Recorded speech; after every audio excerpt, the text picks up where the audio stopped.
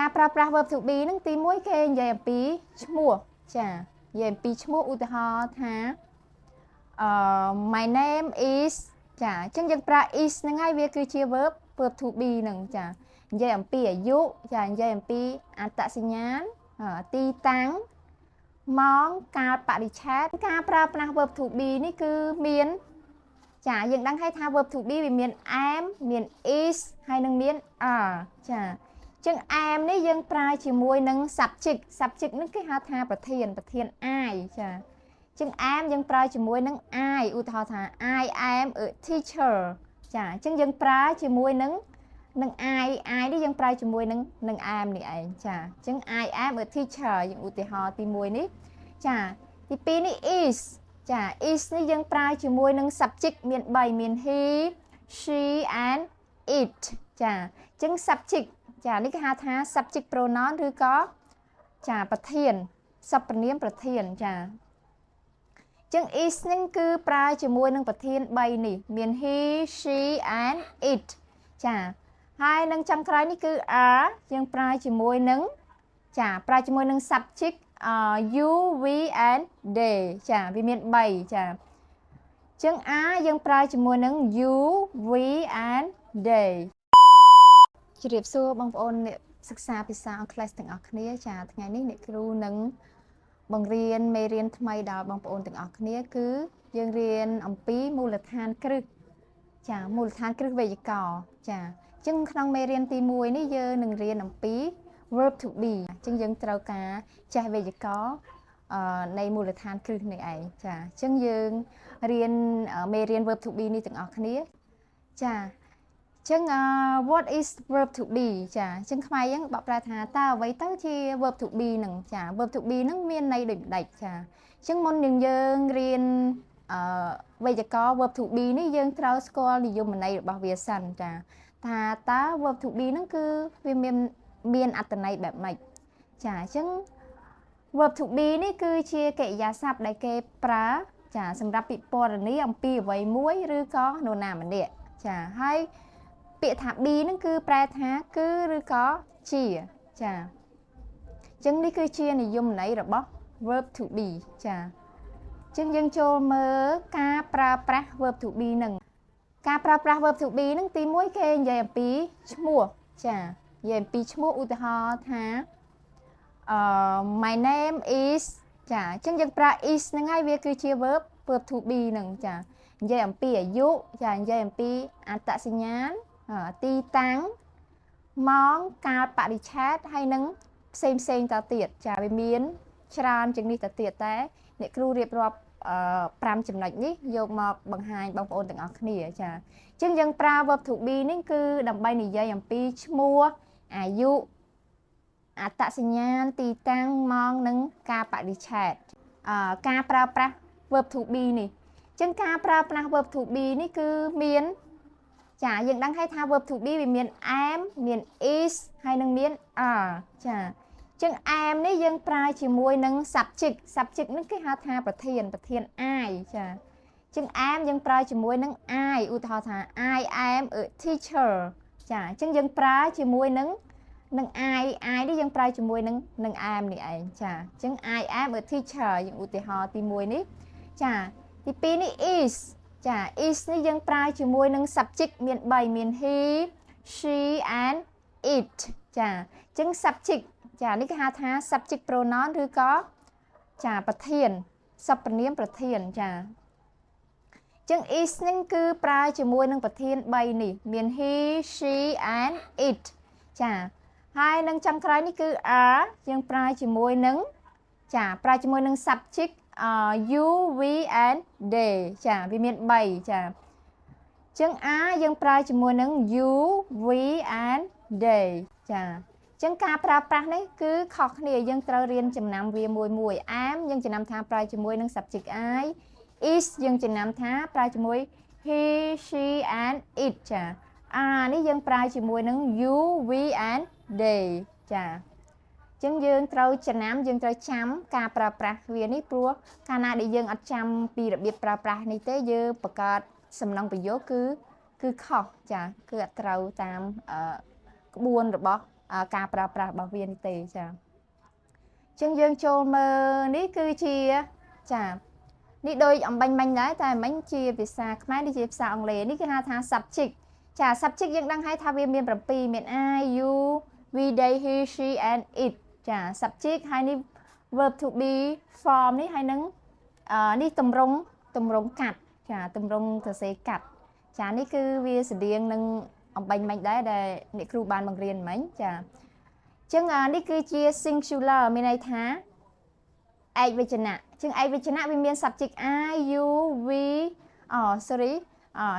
ឯកវចនៈ singular ភាសាអង់គ្លេសតែវាមាន I you he she and it ចាចឹង I នេះយើងប្រើជាមួយ am you ប្រើជាមួយនឹង are he she it ប្រើជាមួយនឹង is ចាចំណែកឯ3ខាងក្រោមនេះវាគឺជា plural មានន័យថាពហុវចនៈចឹងពហុវចនៈហ្នឹងគឺវាមាន subject 3នេះមាន you មាន we ហើយនឹង they ចាចឹង3នេះយើងប្រើជាមួយនឹង ចាតែនេះទម្រង់របស់វាទម្រង់នៃការសរសេរចឹងពេល I យើង I am ទម្រង់ពេញនេះគឺជាទម្រង់ពេញចំណែកឯទម្រង់កាត់គឺ am ចា I am ទម្រង់កាត់ស្មើនឹង am ចា you are នេះទម្រង់កាត់របស់គេគឺ your ចាhe is she is ឬក៏ it is ចាទម្រង់កាត់របស់វាគឺបែបនេះ his she's and is ចាហើយនេះគឺជាទម្រង់ពេញ you are we are they are ចឹងទម្រង់កាត់ទៅជា your we're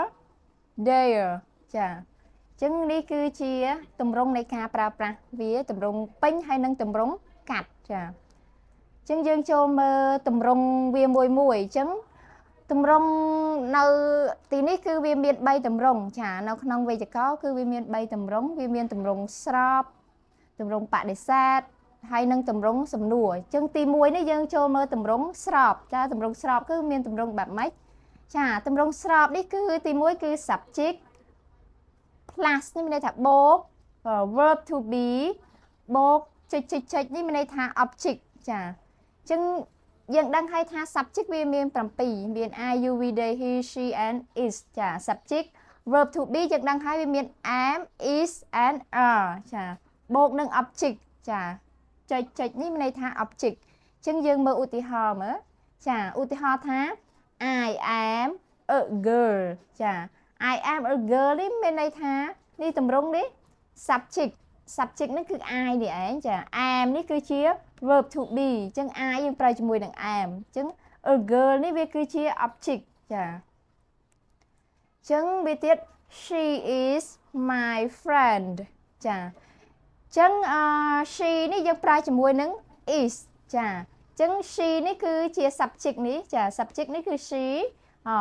is នេះគឺជា verb to be ចា my friend នេះគឺមានន័យថា object ឬក៏ចុច3នេះចាអញ្ចឹងនេះគឺជាឧទាហរណ៍នៅក្នុងទម្រ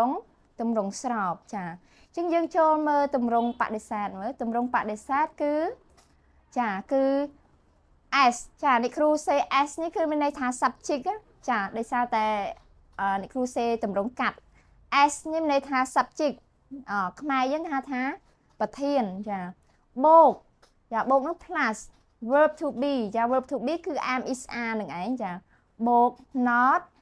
បូកចុច3នេះចាំន័យថា object នេះឯងចាអញ្ចឹងទម្រង់នេះគឺវាខុសប្លែកពីទម្រង់ស្របបន្តិចព្រោះដោយសារតែវាមាន not នៅកន្លែងបន្ទាប់ពី verb to be នេះចាអញ្ចឹងយើងមើលឧទាហរណ៍ចា I am not a student ចា I am not a student ចាអញ្ចឹងយើងមើលមើលចា subject គឺ I ចា verb to be គឺ am នេះឯងចាអញ្ចឹង not នេះគឺ not នេះដដែលចា a student នេះគឺជា object ចាអញ្ចឹងម្ដងទៀត I am not a student ចានេះគឺជាឧទាហរណ៍នៃទម្រង់បដិសេធចាយើងមើលឧទាហរណ៍មួយទៀត He is not my father ចាអញ្ចឹងគាត់មិនមែនជាឪពុកគាត់គឺមិនមែនជាឪពុករបស់ខ្ញុំទេចាអញ្ចឹង he នេះយើងប្រើជាមួយនឹង verb to be is ចាអញ្ចឹង he គឺជា subject ចា verb to be គឺ is នេះឯង not គឺ not ដដែលចា my friend នេះគឺមានន័យថា object ចា he is not my father ចាគាត់មិនមែនជាឪពុករបស់គាត់គឺមិនមែនជាឪពុករបស់ខ្ញុំទេចាចាអញ្ចឹងទម្រង់បដិសេធហ្នឹងគឺប៉ុណ្ណឹងគឺខុសប្លែកគ្នាត្រឹមតែ not នេះយើងដាក់ not នេះមកកើតជាទម្រង់បដិសេធចាអញ្ចឹងយើងចូលមើលទម្រង់ចាទម្រង់សំណួរទាំងអស់គ្នាចាអញ្ចឹងទម្រង់សំណួរនេះយើងយក verb to be មកដាក់ខាងមុខនៃប្រយោគវិញចាទម្រង់ស្របបដិសេធយើងដាក់ verb to be នៅចំកណ្ដាលចាប៉ុន្តែទម្រង់ស្រទម្រង់សំណួរនេះគឺយើងយក verb to be នេះបោះមកខាងមុខនៃប្រយោគវិញចា verb to be បូកឬក៏ plus subject ចា s នេះអ្នកគ្រូតំណាងឲ្យ subject ចាបូកចុច3នេះមានន័យថា object ណាចាបូកនឹងសញ្ញាសួរចាអញ្ចឹងទម្រង់សំណួរនេះគឺដាច់ខាតត្រូវតែមានសញ្ញាសួរនឹងឯងអញ្ចឹងម្ដងទៀត subject plus verbសំទោស verb to be plus subject plus object ឬក៏ចុច3នេះ plus សញ្ញាសួរចាអញ្ចឹងយើងមើលឧទាហរណ៍ចាឧទាហរណ៍នេះ are you a teacher ចា are you a teacher ចាអញ្ចឹង are នេះគឺ verb to be នេះឯងចាយើងបោះវាមកខាងមុខចានេះគឺ are នេះគឺតំណាងឲ្យ verb to be ហើយ you នេះប្រើមួយនឹង are អញ្ចឹងត្រូវខ្លាយជា are you a teacher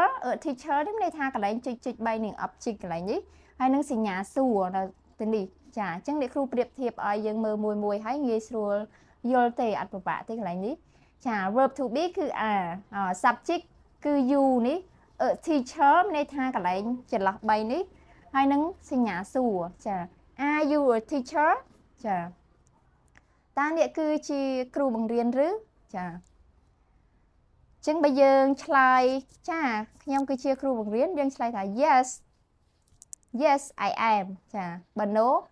no I am not ចាចឹងយើងមើលនេះចា yes ចាបើយើងឆ្លើយ yes I am ចាបើយើងឆ្លើយ yes ហើយយើងឆ្លើយតបទៅគេវិញបើយើងជាគ្រូបង្រៀនមែនយើងឆ្លើយ yes I am ចាមែនហើយខ្ញុំគឺជាគ្រូបង្រៀននៃគេបែបហ្នឹងបើយើងឆ្លើយ no គឺមិនមែនជាគ្រូបង្រៀនទេខ្ញុំគឺជាអ្នកធ្វើការងារអីផ្សេងក្រៅពីគ្រូបង្រៀនហ្នឹងយើងដាក់ no I am not ចា no I am not អញ្ចឹងខ្ញុំមិនមែនជាគ្រូបង្រៀនទេចានេះគឺជារបៀបឆ្លើយចារបៀបឆ្លើយyes ហើយនឹងឆ្លើយ no ចាអញ្ចឹងយើងមើលឧទាហរណ៍មួយទៀតមើលចាអញ្ចឹងឧទាហរណ៍នេះគឺ is she at home ចាអញ្ចឹងតើនាងគឺនៅផ្ទះឬចាតើនាងនៅផ្ទះឬយើងណាចាអញ្ចឹង is នេះយើងយកវាមកដាក់មុខដោយសារតែវាជាទម្រង់សំណួរ is យើងប្រើជាមួយនឹង subject she at home ចា is she at home ចាអញ្ចឹងបើយើងឆ្លើយបែបម៉េចចាបើយើងឆ្លើយ yes she is ចាអញ្ចឹងបើយើងឆ្លើយ no វិញចា no she is not ចា yes she is no she is not ចាបើគាត់នៅផ្ទះមែនបើនាងនៅផ្ទះមែនយើងឆ្លើយ yes she is បើអត់នៅផ្ទះទេគឺ no she is not ចានាងគឺមិនបាននៅផ្ទះទេចាអញ្ចឹងគឺចាយើងមើលតម្រងកាត់វាចារបៀបសរសេរ